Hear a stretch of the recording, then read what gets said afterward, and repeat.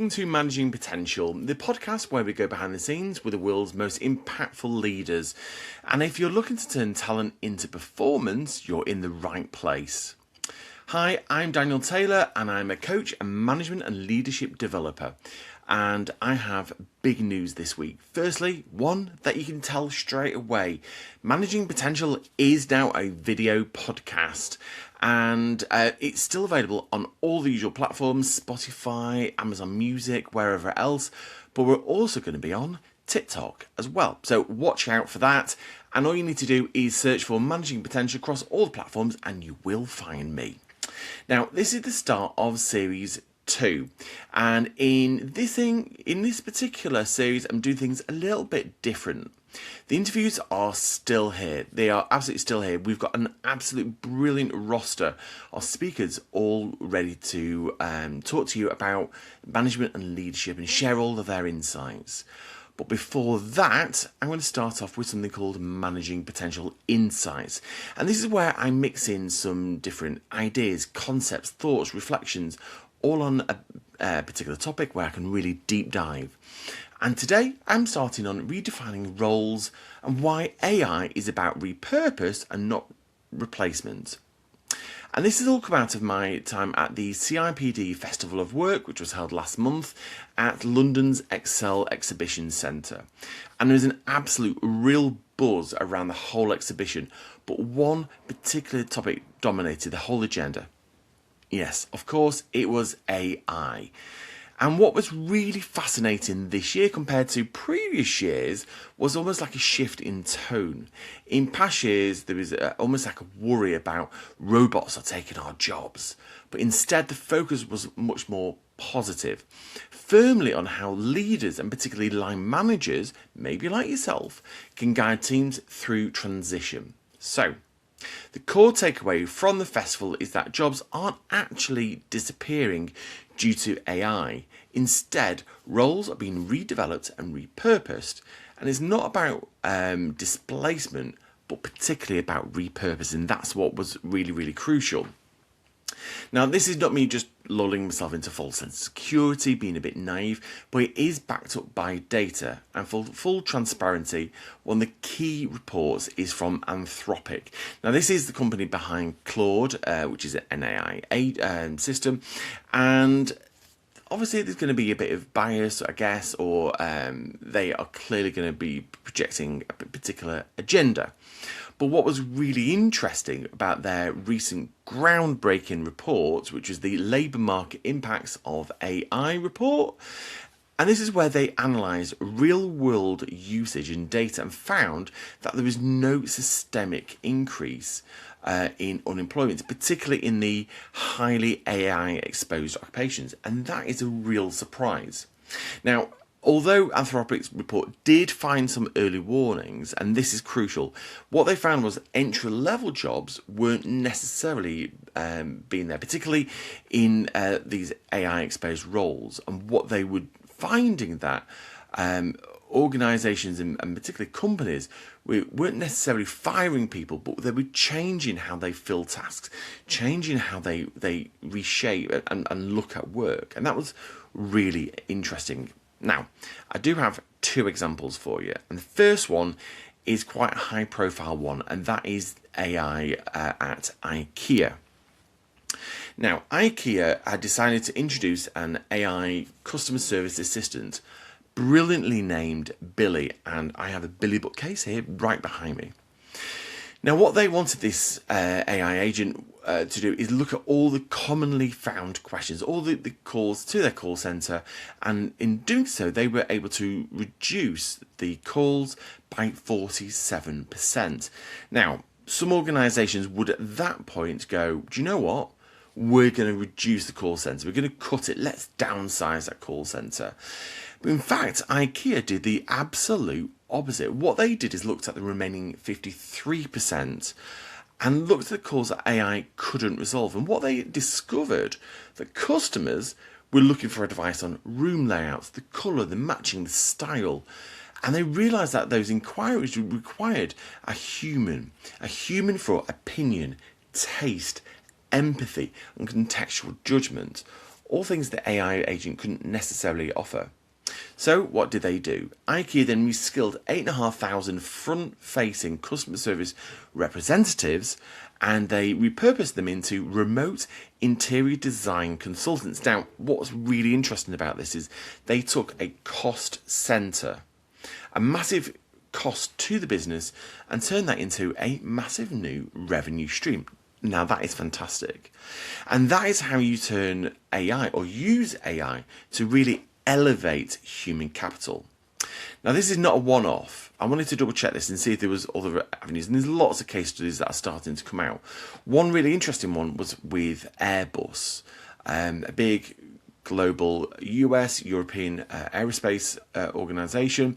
And what they did is they really embedded AI skills into their competency framework, in their training, in their upskilling, and what they did across thousands of employees to look at AI, particularly around things like data analysis and daily tasks. And in doing so, they were able to pivot in order to focus on engineering and the strategy of returning higher value to the business. So they stopped doing the mind-numbing churn, the sort of repetitive tasks, and focus more on what was going to return money to the business and be more strategic. And that to me is what's really crucial here. And this brings me to the vital role of a line manager, or an organizational leader or a high-level manager. What I want you to do is think about your job is not about looking at processes or tasks or looking at the administrative burden. AI is all over that. Your role now is to focus strategically on talent and remapping of roles, looking at the work and the impact on the wider organisation and beyond, looking at the impact to our customers, for example, just like IKEA did. Then you need to look at what capacity you're freeing up by doing all of these tasks, and ask, what higher value work can my people do now? But to get there, employees have to redevelop their skill sets, and we need to address a common misconception. And I keep hearing about this. I hear it with friends and relatives and people I work alongside. And that is, I'm too old for AI, or it's a bit beyond me, or it's a bit too much. And I want to bust that myth right now. You are absolutely never too old to adapt. And in fact, Anthropic's index, that report I was telling you about before, found that workers in the most affected roles were the ones that were addressing this. And these were highly experienced managers and professionals who were affecting this change. So, where to start? And this can be the overwhelming point. You go, what do we do? Where to start? Well, I'm going to break this down into about 5 or 6 key areas for you to focus on. So these are the key skills that you need to learn to remain future-proof. And this is a mix of technical fluency and uniquely human strengths. So the first one is prompt engineering and AI collaboration. And what this is about is you understanding and really learning about how to communicate with your chosen AI platforms, Copilot, Claude, ChatGPT, or whatever else. And the key thing is to really understand how you get the best out of the system, so it learns from you, but also you learn how to really curate and iterate and refine the data that it's analysing and producing for you. And once you've got that, you're on the first step. The second step, therefore, is around data literacy and interpretation. So this is moving from just collecting data or getting information back from your AI and just have a look at it and going, that looks great. You really need to really go into the depths of the data that's been produced.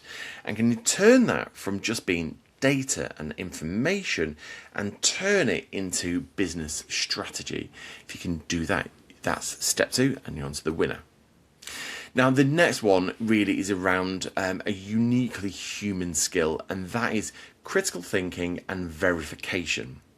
Now, we all know that there's a lot of hallucinations in AI. There's lots of bias.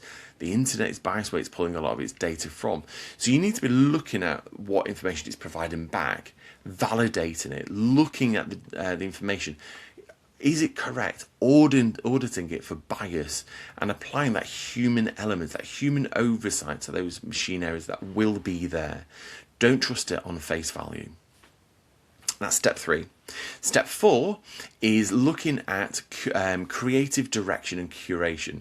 So again, this is moving from just basic text or layouts or simple text and information, and really looking at how it can help you define your vision, the strategy behind your work. It's almost like an additional person on your team, and it can help you do a lot of that work. So really looking at creative direction and curation.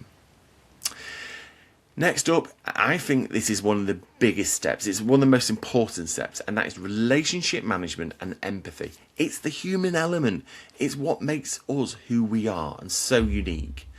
So what I'm looking at here is really focusing and doubling down on those high touch, high complex problem issues, the bits where you can offer a real value by offering the personal touch.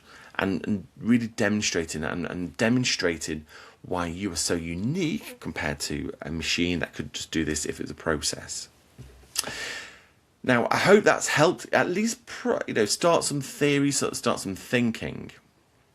So, as a line manager right now, your primary focus should be about helping your team build these exact competencies. So get them on board, involve them in the discussions, involve them in the transition, get them on there as allies, and look for adjacent growth. So if you're saving time here by trimming a particular process because AI will take over, what do you do? What is going to be most mission critical with that spare capacity? Now, I don't think that AI is coming for your job particularly, and that's borne out through this research and this data. But what might be coming for your job or for your organization is someone who's got those skills, who can bring AI to life and bring the human element. And that is what you need to be looking at as a line manager, and really protecting yourself, your business, and your wider team. And you really need to be looking at making these changes today before you get left behind. This is an exciting process to be part of, because AI can save you so much time and effort, and that's particularly the bit that I love about it.